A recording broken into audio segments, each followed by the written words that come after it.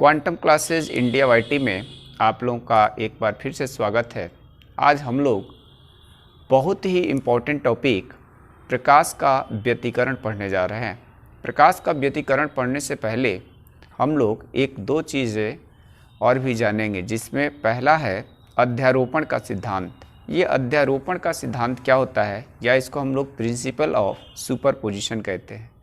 तो अध्यारोपण का सिद्धांत जानने के लिए हम बताते चलें कि जब हम लोग दो तरंगों को जो कि एक साथ एक ही दिशा में चलती हैं, तो उनके अध्यारोपण से यानी उनका जो रिजल्टेंट डिस्प्लेसमेंट होता है, परिणामी जो उसकी विस्थापन होता है, अलग अलग तरंगों के विस्थापन के सदिश योग के बराबर होता है।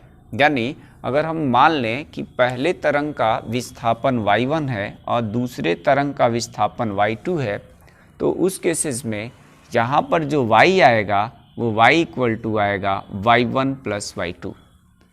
दो तरंगे, दो या दो से अधिक भी हो सकती हैं, दो या दो से अधिक तरंगे जब एक साथ एक ही दिशा में चलती हैं, तो माध्यम के किसी बिंदु पर उन तरंगों का जो परिणामी विस्थापन होता है अलग अलग तरंगों के विस्थापन के सदिश योग के बराबर होता है। यानी हमने माना कि एक तरंग है, दो तरंगे हैं जिनका विस्थापन y1 और दूसरे का है विस्थापन y2, तो जो परिणामी विस्थापन होगा माध्यम में वो y equal to y1 plus y2 होगा। ये हमारा अध्यारोपण का सिद्धांत था। फिर से सुन लीजिए, अध्यारोपण का सिद्धांत क्या है? जब दो या दो से अधिक तरंगे क्या करती हैं, किसी माध्यम में चलती हैं, तो माध्यम के किसी बिंदु पर परिणामी विस्थापन अलग अलग तरंगों के विस्थापन के सदिश योग के बराबर होता है। अब हम लोग इस अध्यारोपण के सिद्धांत के बाद नेक्स्ट हमारा जो टॉपिक है इंटरफेरेंस ऑफ लाइट, यानी प्रकाश का व्यतिकरण है। ये प्रकाश का व्यतिकरण क्या चीज़ होता है, ये भी बहुत इम्पोर्टेंट है। तो प्रकाश का व्यतिकरण जानने के लिए इसमें ज़रूरी होता है कि इसमें भी दो तरंगे होती हैं, और दो तरंगे ये क्या करेंगी, जिनकी आवृत्ति सेम होती है या लगभग सेम होती है, एक साथ एक ही दिशा में चलती है, तो अध्यारोपण के कारण माध्यम के किसी बिंदु पर प्रकाश की जो तीव्रता होती है वो अधिकतम होती है और किसी बिंदु पर न्यूनतम होती है। जिस बिंदु पर प्रकाश की तीव्रता अधिकतम होती है वहाँ पर दोनों तरंगे समान कला में मिलते हैं, और जहाँ पर दोनों तरंगे विपरीत दिशा में मिलती है वहाँ पर न्यूनतम तीव्रता होती है प्रकाश की, और उसे हम लोग, तो ये इस तरह से हम कह सकते हैं कि जो हमारी प्रकाश की जो तीव्रता है, इंटेंसिटी ऑफ लाइट है, वो क्या हो जाती है कि जब किसी माध्यम में जाएगी तो वहाँ पर रीडिस्ट्रीब्यूट हो जाती है। यानी ये रीडिस्ट्रीब्यूशन ऑफ एनर्जी भी होता है, यानी पुनर्वितरण हो जाता है। ठीक है, तो ये व्यतिकरण क्या चीज़ हुआ, इंटरफेरेंस ऑफ लाइट क्या हुआ कि जब दो या दो से अधिक तरंगे जिनकी आवृत्ति समान होती है एक साथ एक ही दिशा में चलती है, तो माध्यम के किसी बिंदु पर प्रकाश की जो तीव्रता होती है, यानी कि दो तरंग की जो तीव्रता होती है, वो क्या होता है, उनके अलग अलग तरंगों की तीव्रताओं से भिन्न होती है। अर्थात किसी बिंदु पर तीव्रता अधिकतम होती है तो किसी बिंदु पर तीव्रता न्यूनतम होती है।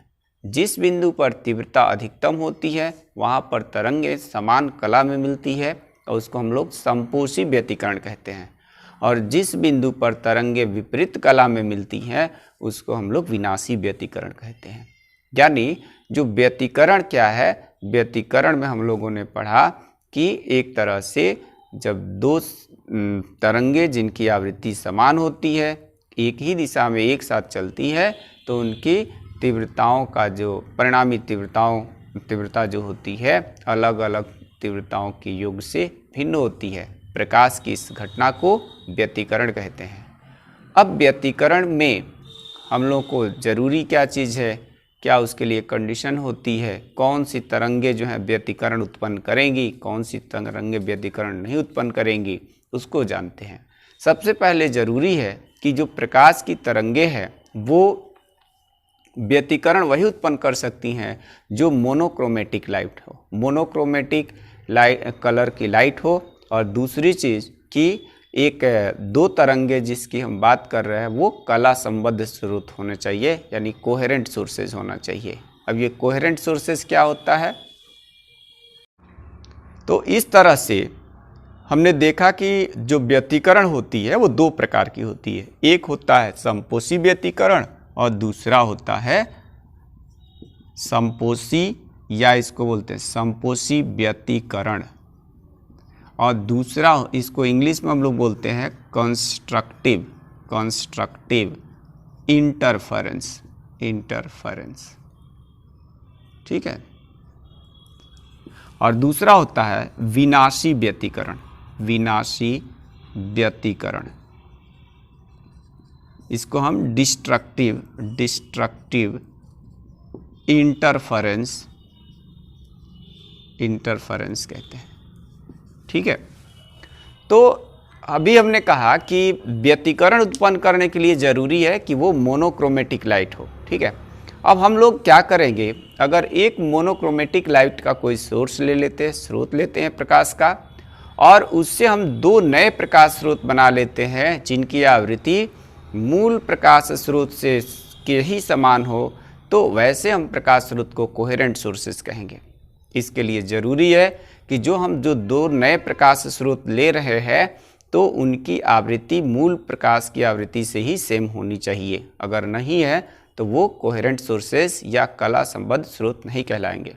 लेकिन फिर भी ये आवृत्ति हम सेम करने की बात क्यों कर रहे हैं? तो इसका रीज़न ये है कि कला संबद्ध स्रोत या कोहेरेंट सोर्सेज की डिफिनीशन क्या हुई कि जब दो तरंगे, या दो से अधिक भी हो सकती है, जब दो तरंगे क्या होता है किसी माध्यम में एक साथ चलती हैं और उनके बीच समय के परिवर्तन के साथ साथ कलांतर नहीं चेंज होता है, यानी फेज डिफरेंस जो है वो सेम रहता है, तो ऐसे प्रकाश स्रोत को हम लोग कला संबद्ध या कोहेरेंट सोर्सेस कहते हैं।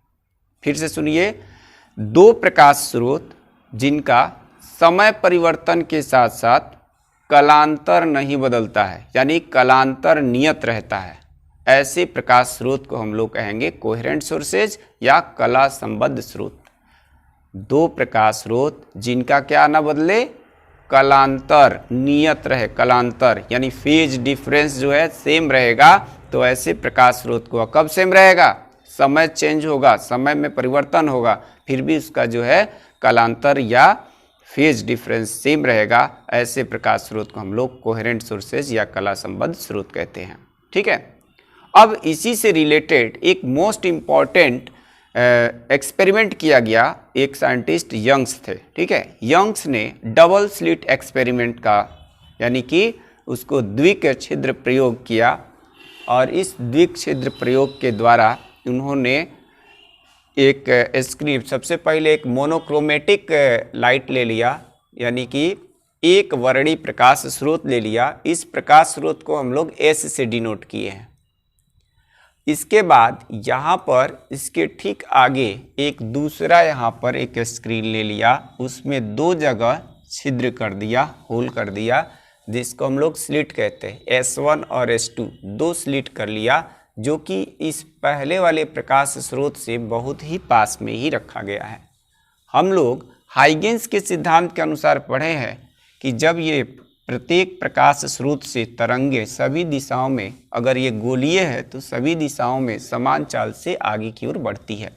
मान लेते हैं कि ये इस तरह से ये वेव फ्रंट मैंने दिखाया, यानी यहाँ से ये प्रकाश स्रोत निकली और आगे बढ़ी, और किसी क्षण इसका हमें पोजीशन पता करने के लिए इसका ये वेव फ्रंट खींच दिया। फिर इसके बाद से ये दूसरे टाइम, किसी टाइम में इसका हम पोजीशन दिखाया, फिर इस तरह से ये कोई और टाइम लिया, उस समय इसका पोजीशन दिखाए। अब क्या होगा कि जब ये प्रकाश स्रोत आगे की ओर बढ़ेंगी तो यहाँ पर जो हमने एक पर्दा लिया है, मान लेते एक पर्दे का M नाम दे दिया, दूसरे पर्दे का नाम एन दे दिया, ये स्क्रीन है, एम और एन दो अलग अलग पर्दा है, स्क्रीन है। पहले वाले पर्दे में दो छिद्र किया गया है, S1 और S2। S1 और S2 दोनों ही बहुत बारीक या फाइन होल है, जो कि S स्रोत से समान दूरी पर रखा गया है, यानी S से S1 की दूरी और S से S2 की दूरी जो है इक्वल है। अब हाइगेंस के सिद्धांत के अनुसार ये जो दो नए प्रकाश स्रोत हैं S1 और S2, ये मूल प्रकाश स्रोत यानी जो हमारा मोनोक्रोमेटिक लाइट S था, इसी से ये बने हुए हैं। इसलिए ये S1 और S2 दो कोहेरेंट सोर्सेज का काम करेंगे, यानी कला संबद्ध सोर्स का काम करेंगे। अब इसके बाद क्या होगा, यहाँ से अगर सोर्स S1 से हम किसी क्षण किसी टाइम एट एनी इंस्टेंट अगर हमें वेव फ्रंट की पोजीशन पता करना होगा, तो हम लोग क्या करेंगे, आर्क खींच देंगे, एक कंटिन्यूअस आर्क खींचेंगे, एक दूसरा जो है ना डॉटेड, फिर कंटिन्यूअस, फिर डॉटेड, फिर इस तरह से यहाँ पर कंटिन्यूअस आर्क खींच लेंगे। तो ये हमारा जो है अलग अलग टाइम पे उस वेव फ्रंट की यानी तरंगाग्र की पोजीशन को बताएगा। इसी तरह से दूसरा वाला सोर्स हमने S2 लिया, यहाँ से भी ये भी एक नए प्रकाश स्रोत का काम करेगा। हाइगेंस के सिद्धांत के अनुसार प्रत्येक स्रोत जो होगा एक नए प्रकाश स्रोत का कार्य करने लगता है, तो इससे भी वेव फ्रंट उसी चाल से यानी कि तरंगाग्र उसी स्पीड से या उसी चाल से आगे की ओर बढ़ेंगी जिस चाल से ये बढ़ेंगी। तो ये आगे इससे भी हमने एक बार कंटिन्यूअस लाइन, फिर डॉटेड लाइन, फिर कंटिन्यूअस, फिर डिसकंटिन्यूअस, इस तरह से लाइन खींच लिया। ये जो लाइन्स है ये अलग अलग ये क्या बता रही हैं, किसी क्षण तरंगाग्र की पोजीशन या उसकी स्थिति को बता रही हैं।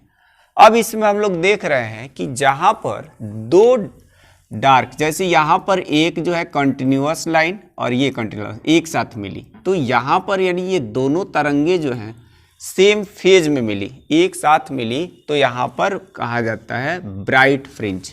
इसी तरह से यहाँ पर भी दो, एक डार्क लाइन और दूसरी इसकी डार्क लाइन एक साथ मिली है, तो यहाँ पर ब्राइट फ्रिंजेस बनी। जहाँ पर एक डार्क और एक डिसकंटिन्यूअस लाइन मिल रही है, यानी एक डॉटेड लाइन और एक कंटिन्यूअस लाइन जहाँ पर मिल रही है, वहाँ पर दोनों तरंगे यानी कि एक तरंग का, ये जो कंटिन्यूअस लाइन है वो बता रहा है क्रेस्ट यानी तरंग का क्रेस्ट, यानी हिंदी में इसको श्रृंग बोलते हैं, और जो डॉटेड लाइन है वो बता रहा है ट्रफ यानी कि गर्त। ठीक है, चूँकि ये प्रकाश जो इंटरफेरेंस की फिनोमिना है, लाइट की इंटरफेरेंस की फिनोमिना है, ये हमारा बताता है लाइट के वेव नेचर की पुष्टि करता है। तो इसलिए वेव नेचर में हम लोग पढ़े हैं लॉन्गिट्यूडनल और ट्रांसवर्स दो तरह के होते हैं। तो उसमें जो ट्रांसवर्स वेव होते हैं उसमें ट्रफ और क्रस्ट बनता है। तो इस तरह से ये चीज़ें हैं।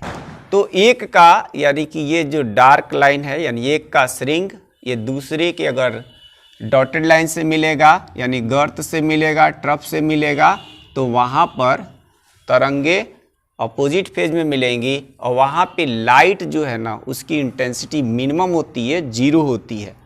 जहाँ पर तरंगे एक का श्रृंग दूसरे के गर्त के साथ मिलेंगी, यानी कि एक का कंटिन्यूअस लाइन और दूसरे का डॉटेड लाइन मिलेगा, वहाँ पर वेव्स जो होंगी अपोजिट फेज में मिलेंगी, और उस स्थिति में जो इनका प्रकाश की जो तीव्रता होती है न्यूनतम होती है, तो वहाँ पे बनता है डार्क फ्रिंजेस, और जहाँ पर सेम फेज में मिलती है वहाँ पर बनता है ब्राइट फ्रिंजेस। इस तरह से ये जो नेक्स्ट हमारा जो स्क्रीन दिखाई दिया, तो इस पे क्या बनता हुआ दिखेगा, ये लाइन हमको ये दिखाई दे रही है लाइन, तो यहाँ पर इस तरह से एक मिलेगा यहाँ पे डार्क, फिर ये जो है ये ब्राइट वाला बी दिख रहा है इस तरह से, तो इधर कहीं मिलेगा डार्क के बाद ब्राइट, ये ब्राइट डार्क, फिर इधर बनेगा ब्राइट के बाद यहाँ डार्क बनेगा, फिर यहाँ पर ब्राइट बनेगा, फिर इधर जो बनेगा इधर आ जाएगा, ये वाला आगे बढ़ेगा, ये यहाँ से ये आगे बढ़ेगा, ये थोड़ा यहाँ पे मिलना चाहिए, ये आगे बढ़ेगा तो यहाँ पर मिल जाएगा ब्राइट। तो इस तरह से हम देख रहे हैं कि जो पहला स्क्रीन था ये तो इसमें हमने छिद्र कर दिया था, S1 S2 नाम दे दिया था, 2 स्लिट कहलाए या छिद्र कहलाए। और यहाँ पर जो दूसरा पर्दा लिया था, स्क्रीन लिया था, तो इस पे हम लोगों ने देखा कि अल्टरनेट सीक्वेंस में यानी एकांतर क्रम में ब्राइट डार्क और फिर यहाँ पर ब्राइट बैंड्स प्राप्त हुए और इस बैंड्स को हम लोग बोलते हैं फ्रिंजेस। ठीक है, तो ये यंग्स एक्सपेरिमेंट था, यंग्स डबल स्लिट एक्सपेरिमेंट, यानी कि यंग का द्विक छिद्र प्रयोग। और इसके आधार पर इन्होंने क्या बताया कि इन प्रकाश के इंटरफेरेंस की फिनोमिना के द्वारा हमें क्या मिलते हैं, फ्रिंजेज मिलते हैं। फ्रिंज इसको बोलते हैं फ्रिंजेज। ये जो बैंड्स बताया इस बैंड को ही फ्रिंजेज कहा जाता है। तो ये फ्रिंज की बात रही। लेकिन इसके बाद, इस फ्रिंज के बाद हम लोग इस फ्रिंज विड्थ की चौड़ाई कैसे निकालेंगे, इसके लिए एक एक्सपेरिमेंट किया गया। इस एक्सपेरिमेंट के आधार पर हम लोग फ्रिंज विड्थ की लेंथ को निकाल सकते हैं। तो इसको देखते हैं कि ये क्या चीज़ है, कैसे निकलता है। मोस्ट इम्पॉर्टेंट है, बोर्ड एग्ज़ाम में बहुत पूछा गया है, चाहे बोर्ड एग्ज़ाम हो, चाहे IIT का हो, चाहे नीट का हो, किसी भी एग्ज़ाम में ये ज़रूर पूछा जाता है। बहुत इम्पॉर्टेंट डेरिवेशन है। यहाँ पर एक हम लोगों ने क्या ले लिया, यहाँ पे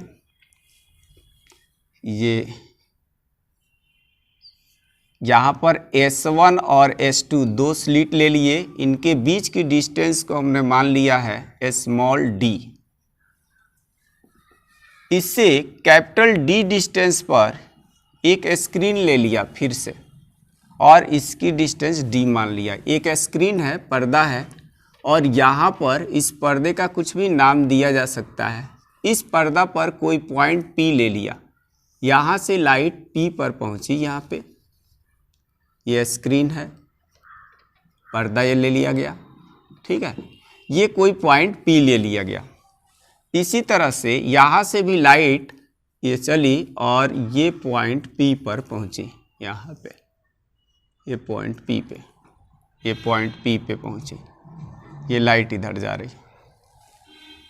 S1 S2 के बीच का डिस्टेंस हमने लिया है स्मॉल d और इनके मिडिल पॉइंट पर जो डिस्टेंस हो जाएगा, मिडिल पॉइंट कोई भी नाम इसका ले लेते हैं और यहाँ से एक इस पे परपेंडिकुलर ड्रॉ कर दिया, इस पर एक परपेंडिकुलर ड्रॉ कर दिया। इस पॉइंट का नाम दे दिया O। इस पॉइंट का हमने क्या नाम दे दिया, O नाम दे दिया।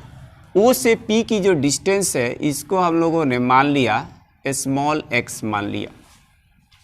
फिर क्या किया, एक S1 पॉइंट से एक हमने परपेंडिकुलर ड्रॉ कर दिया इस पे, यहाँ पे कुछ नाम दे देते हैं, मान लेते हैं M नाम दे दिया। S2 से भी एक परपेंडिकुलर हमने ड्रॉ कर दिया, इसका नाम N दे दिया।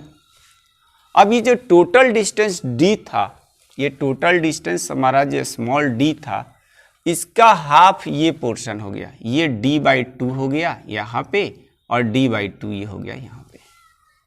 इससे इस पर एक परपेंडिकुलर ड्रॉ कर देते हैं। हमको इस फिगर से ही दिखाई दे रहा होगा कि वेव्स को, कौन सी वेव से स्क्रीन के पॉइंट P पे पहले पहुंच रहा होगा। तो ये दिखाई दे रहा है कि S1 P के काफ़ी करीब है, तो S1 से लाइट सबसे पहले P पे पहुंच रही होगी, जबकि S2 की जो दूरी है S1 से ज़्यादा है, तो ये लाइट देर से पहुंचेगी। ठीक है, यानी इन दोनों में कुछ पाथ डिफरेंस है। इस पाथ डिफरेंस के लिए इस पर एक परपेंडिकुलर हमने ड्रॉ कर दिया, इसका नाम कुछ K लिख दिया। ठीक है, यानी कि इतना जो डिस्टेंस है कि A लिख देते हैं S। तो इतना जो डिस्टेंस है S2A, इसको ज़्यादा ट्रेवल करना पड़ रहा है किस वाली प्रकाश स्रोत को, S2 वाली को।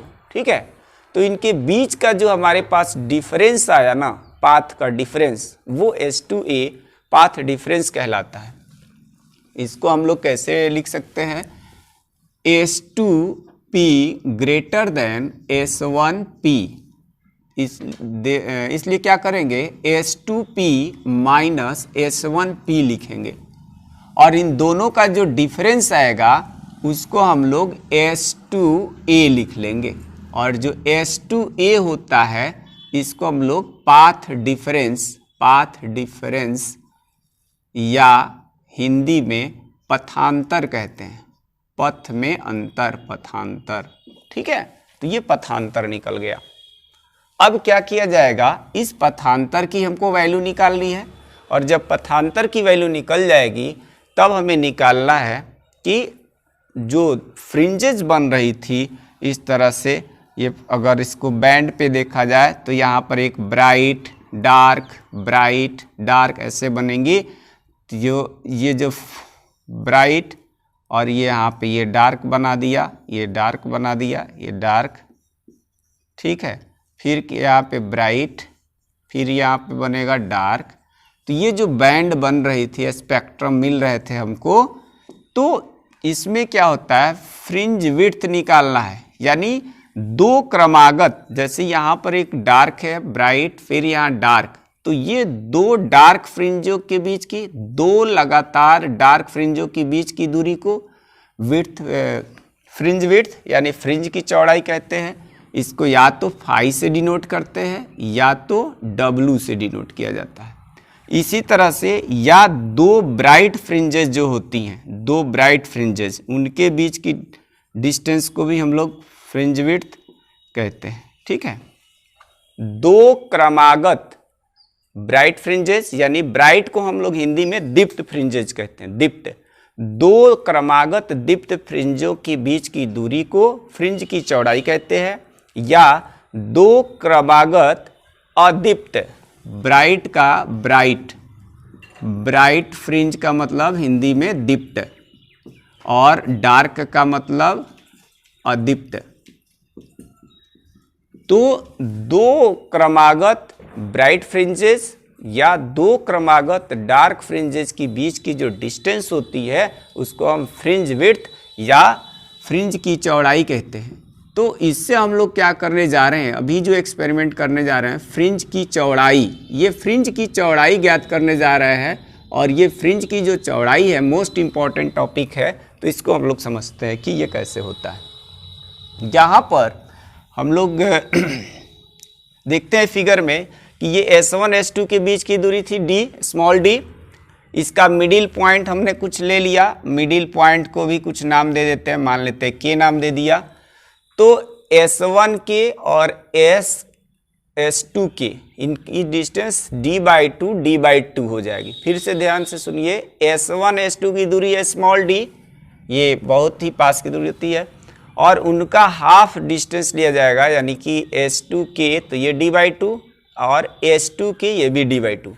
इससे इस पर परपेंडिकुलर ड्रॉ किया तो जितना दूरी S1K की होगी उतना ही MO का होगा, यानी यहाँ से इसकी जो डिस्टेंस हो गई ये वो d/2 हो गया। इसी तरीके से ये जो S2K आया तो इसकी भी दूरी हो गई d/2। अब यदि हम लोग यहाँ से ये तो O पॉइंट है, O से तो इसकी दूरी हम लोग लिए हुए हैं, O से P तक की जो डिस्टेंस है वो x माने है। अब फिगर के हिसाब से देखते हैं, ये फिगर या चित्र जो भी ना है, इसमें क्या क्या देख रहे हैं, OP को x माना है हमने, ये लेट किया है, यह माना है। ठीक है, ये S1K, पहली बात तो हम लिख लेते हैं, S1 S2 को d माना है, ये दो स्लिटों के बीच की दूरी है। और S1K इक्वल टू MO, ये d/2। दूसरा क्या चीज़, S2K ये distance equal to NO equal to d/2, ये मान लिया। अब जो है, अब हम लोग इसमें क्या करने जा रहे हैं, ये एक बार हम लोग S2, ये डिस्टेंस, ये राइट एंगल ट्रायंगल लेना है, S1PM, और एक बार S2PM एन, दो ट्रायंगल लेंगे, दो ट्रायंगल में S2n और S1m इन दोनों की वैल्यू हमको पता है, S2n और S1m इनकी वैल्यू हम लोग कैपिटल D माने हुए हैं। ठीक है, अब क्या करना है, एक बार हमको एक ट्रायंगल लेना है, इन ट्रायंगल कौन सा, इधर वाला PS1m, PS1m ये वाला ट्रायंगल लेना है PS1m। तो इसमें हमको क्या दिखाई दे रहा है कि ये चूंकि इस पे परपेंडिकुलर ड्रॉ किया गया है, तो परपेंडिकुलर की सामने वाली जो साइड होती है हाइपोटेन्यूस होता है, यानी S1p हाइपोटेन्यूस हो जाएगा, कर्ण हो जाएगा। ठीक है, और ये S1m की जो वैल्यू है इसकी हम लोग निकाल चुके हैं कि S1m D है।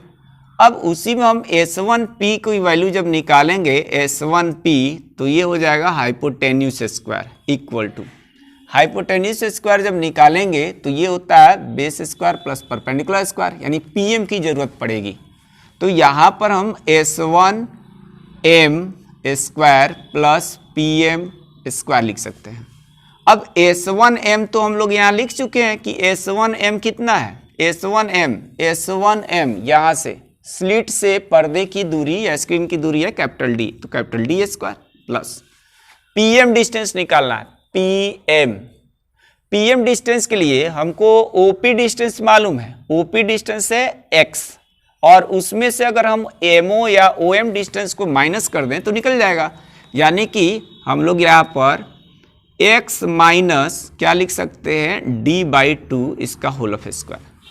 फिर से ध्यान समझिए, ये ओपी डिस्टेंस दिया है x, यानी यहाँ से यहाँ तक x है, उसमें से ये d/2 माइनस कर देंगे तो हमको पीएम डिस्टेंस मिल जाएगा। क्यों पीएम चाहिए, क्योंकि PS1m ट्रायंगल ले रहे हैं, तो इस ट्रायंगल के लिए परपेंडिकुलर स्क्वायर यानी लंब का स्क्वायर और नीचे होता है आधार का स्क्वायर इक्वल टू कर्ण का स्क्वायर। तो इतना आ गया ये S1p स्क्वायर। तो हम लोग इस चीज को लिख लेंगे। अब एक इक्वेशन हमारा ये हो गया, इस ट्रायंगल से लिख लिया। ठीक है, अब दूसरा एक बार ट्रायंगल लेंगे PS2n, इन ट्रायंगल PS2n इसको लिखा जाएगा। तो जब हम लोग इसको लिखेंगे तो PS2n लिखेंगे तो इसमें हमको pn डिस्टेंस की जरूरत पड़ेगी, तो pn की जरूरत पड़ेगी तो PO प्लस ON लिख सकते हैं। pn इक्वल टू क्या लिखा जा सकता है, pn इक्वल टू लिख सकते हैं PO प्लस ON, pn है x और ON है d/2, तो इतना लिख सकते हैं। तो इसलिए यहाँ पर S2p स्क्वायर इक्वल टू आएगा S2n whole of square plus pn square, S2n ये distance plus pn square equal to sp square. ये पाइथागोरस थ्योरम यूज करके हमने ये चीज़ लिखा। ठीक है, अब ये हो जाएगा कैपिटल D स्क्वायर और ये हो जाएगा x plus d/2 whole of square, ये S2p स्क्वायर की वैल्यू आ गया। ठीक है, अब हमें निकालना क्या था, हमें निकालना था पथांतर या फेज डिफरेंस। उसके बाद निकालना था फेज डिफरेंस के बाद हमें क्या निकालना था, फेज डिफरेंस के बाद हमें निकालना था इसका फ्रिंज विड्थ की, यानी कि फ्रिंज की चौड़ाई ज्ञात करना था, तो उसको हम लोग निकालेंगे। तो यहाँ पर देखते हैं आगे, इसमें से अगर हम लोग यहाँ पर S2p square minus S1p square करेंगे तो ये क्या आ जाएगा, इस इक्वेशन को अगर हम थोड़ी देर के लिए फर्स्ट मान लें, इसको सेकंड मान लें, तो इक्वेशन फर्स्ट और सेकंड से इसमें वैल्यू सब्स्टिट्यूट करेंगे तो ये आएगा d स्क्वायर प्लस यहाँ पर x minus d/2 whole of square, और इसमें से माइनस क्या करना है, ये वाला टर्म, यानी कि capital D square plus x plus d/2 whole of square. Bracket open किया जाएगा, ये तो d स्क्वायर, इसका whole of square a minus b का होल ऑफ स्क्वायर कितना होता है, a square plus b square, यानी d/2 का स्क्वायर करेंगे तो d² by 4 minus 2 into A into d by 2 minus ये कितना आ जाएगा डी स्क्वायर प्लस फिर इसमें a प्लस बी का होल ऑफ स्क्वायर तो A square plus D square by 4 plus 2 into A into B. तो ये टर्म अब ज़रा ध्यान से देखिए, इसका अगर ब्रैकेट ओपन किया जाएगा तो ब्रैकेट ओपन करने से क्या मिलेगा, यहाँ से हमारा डी स्क्वायर से डी स्क्वायर कैंसिल होगा, एक्स स्क्वायर से एक्स स्क्वायर कैंसिल होगा और डी स्क्वायर बाई 4 से डी स्क्वायर बाई 4 ये 2 से 2a कैंसिल हो जाएगा, 2 से 2a यहाँ आएगा। ये वैल्यू थोड़ा सा गड़बड़ रख दी गई है, S2P पहले रखना था, यानी ये प्लस वाला पहले रखना था, माइनस वाला बाद में।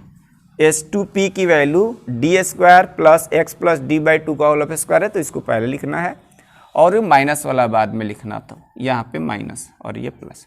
ठीक है, अब यहाँ पर XD बचा, XD इस टर्म से 2 से 2 कट गया, यहाँ पर माइनस साइन लगा है, ब्रैकेट ओपन करेंगे तो माइनस माइनस प्लस हो जाएगा तो ये XD हो गया, XD हो गया 2XD और यहाँ पर आ गया। ये थोड़ा सा ध्यान देते हैं, a square minus b square का formula S2P square minus S1P square, तो ये होता है a plus b into a minus b, यानी S2P plus S1P, a plus B हो गया इंटू ए माइनस बी, यानी S2P माइनस S1P। हम लोग निकाल क्या रहे हैं, हम लोग निकाल रहे हैं पाथ डिफरेंट, यानी कि पाथ डिफरेंस का मतलब पथांतर S2a निकाल रहे हैं। तो इसके लिए इस टर्म को नहीं चाहिए, यानी S2P प्लस S1P का जो टर्म है ये नहीं चाहिए, तो इसको हम राइट हैंड साइड में भेज देते हैं और यहाँ से हमारे पास S2P माइनस S1P की जब वैल्यू निकालेंगे तो ये टर्म डिवाइड में आ जाएगा, लेकिन नेक्स्ट टर्म में लिख लेता हूँ S2P प्लस S1P ये हो गया। अब यहाँ से S2P माइनस S1P जब लिखेंगे तो ये प्लस वाला टर्म चला गया राइट हैंड साइड में और यहाँ पर आ गया S2P प्लस S1P, ये हमारे पास इक्वेशन थर्ड आया। ठीक है, इक्वेशन थर्ड तक निकाल लिए, अब इधर मिटा देते हैं, इसकी जरूरत नहीं है।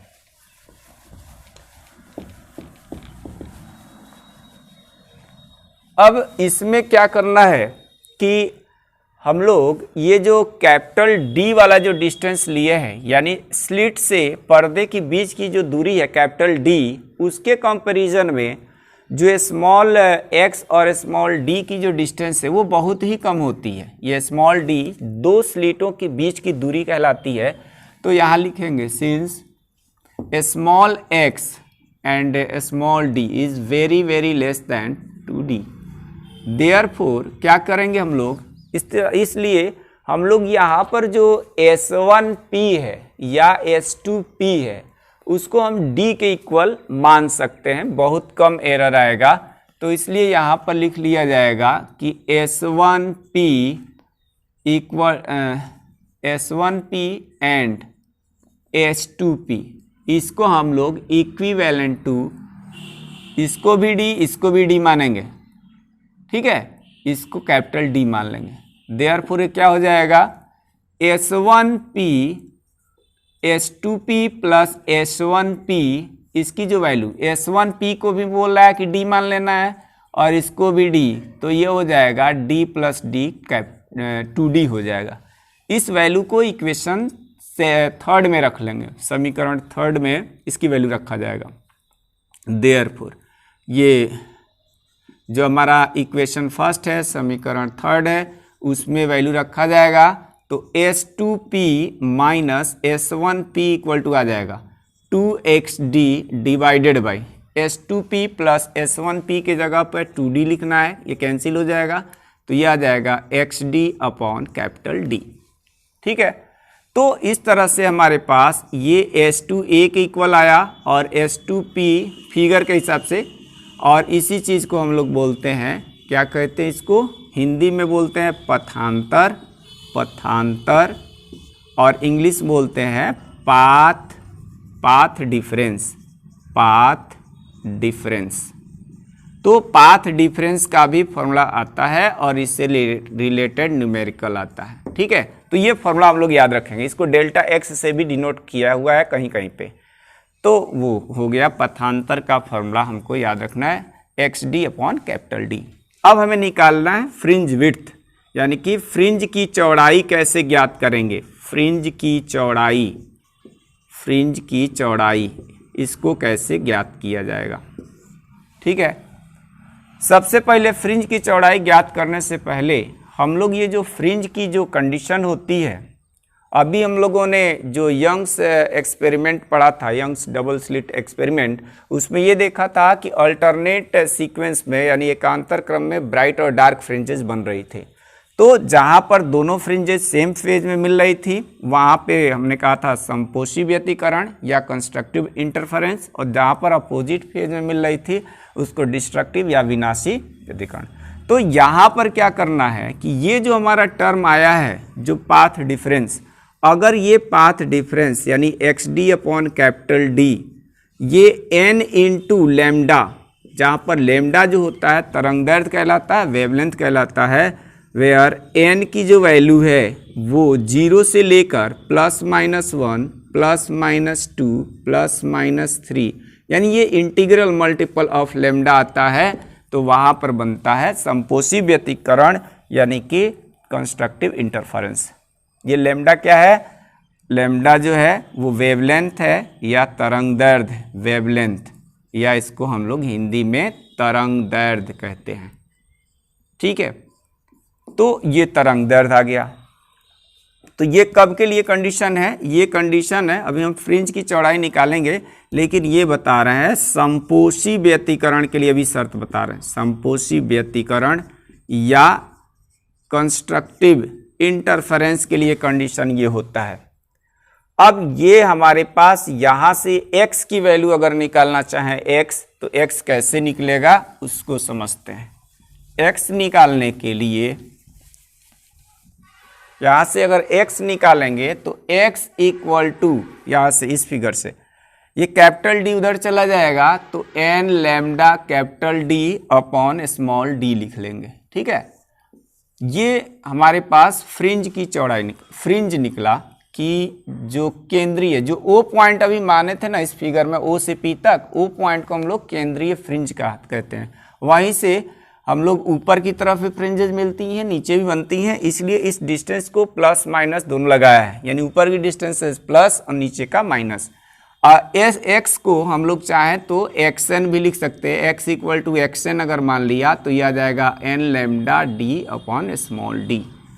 ये ब्राइट फ्रिंजेज के लिए जहाँ पर समपोषी व्यतिकरण होगा वहाँ पर क्या बनेगा, ब्राइट फ्रिंजेज, ब्राइट फ्रिंजेज या दीप्त फ्रिंज बनेगा। ठीक है, और हमने कहा कि ये समपोषी व्यतिकरण होगा यानी दोनों तरंगें समान कला में मिलेंगी, तो ये कंडीशन हम लोग याद रखेंगे।